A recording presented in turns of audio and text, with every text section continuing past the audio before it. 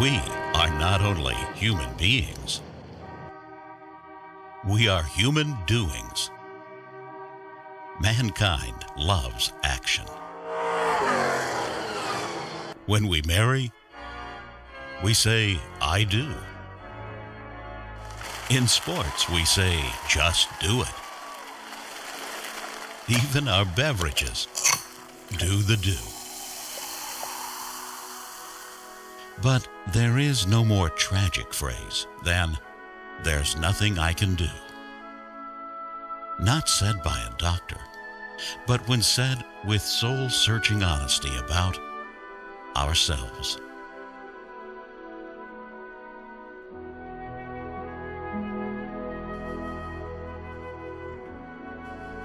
It is not right that human beings crawl on the ground all their lives.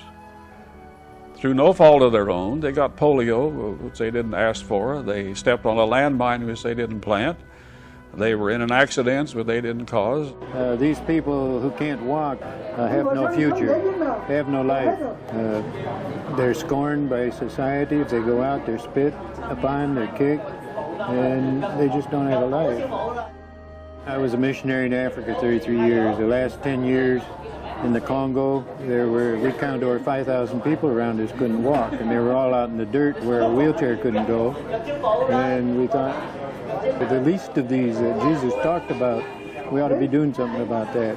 He said, "Mel, there's one more thing we need. I hate to ask, but there's one more thing we need." See, war was going on in Zaire. It was a terrible mess. He said, "We need a hand-cranked, three-wheeled wheelchair, sturdily built, with hauling capacity." That simple technology became the PET, which stands for Personal Energy Transportation. And the need for pets is great. Worldwide, some 20 million people are effectively immobile, crawling on their hands and knees every single day. As of 2011, more than 27,000 pets have been shipped by 22 affiliates to more than 90 countries.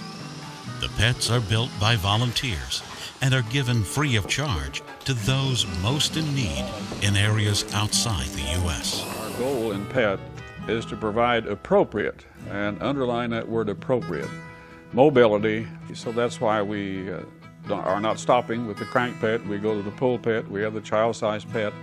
And the pet itself, because the bed is made of wood, is very adaptable. So when they get on a pet, they're ready to go. 600 volunteers and many partners, giving the gift of mobility, giving the gift of hope and a future beyond begging. The two gentlemen in these chairs here, we're going to put them in business with an ice chest, so they can go out and sell ice cream. From ice cream sales with an ice chest, to shoe shines, to delivery services, PET recipients use their mobility to be productive, to earn a living, to be doers. Oscar Castillo had to wait 5 years for his pet. He illustrates why not having mobility can be life-threatening. 8 years ago, Castillo climbed a coconut tree for something to eat, but he fell 72 feet. The impact paralyzed him from the waist down. Unable to work, he moved to this homeless camp. Here, people bathe in the same water they wash dishes. Oscar says he spent 5 years here confined to his bed, because he could not afford a wheelchair. I think he already died, says, because in bed he have injuries and everything in his back. Because in bed he feels so sad, says, because he wants to go outside of the street and everything, but it's impossible for him. Even if Oscar could have afforded an $850 wheelchair, it would have been of no use in his village. In poor countries like Guatemala, sidewalks are scarce and roads rough and rocky, terrain that solid rubber-tired pets can navigate. See, if we have the ability to respond, then we have responsibility.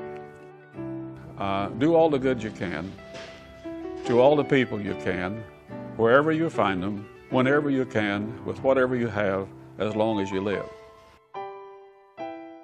Values are very important at PET. Values are very important, and that's why we're here. Independence, ability to do. That is the essence of human dignity. From I can do nothing to let me do it. From I don't know what I can do to help to here's what I can do. Those are the definitions of both dignity and compassion. PET answers both those questions. So now, here's what you can do.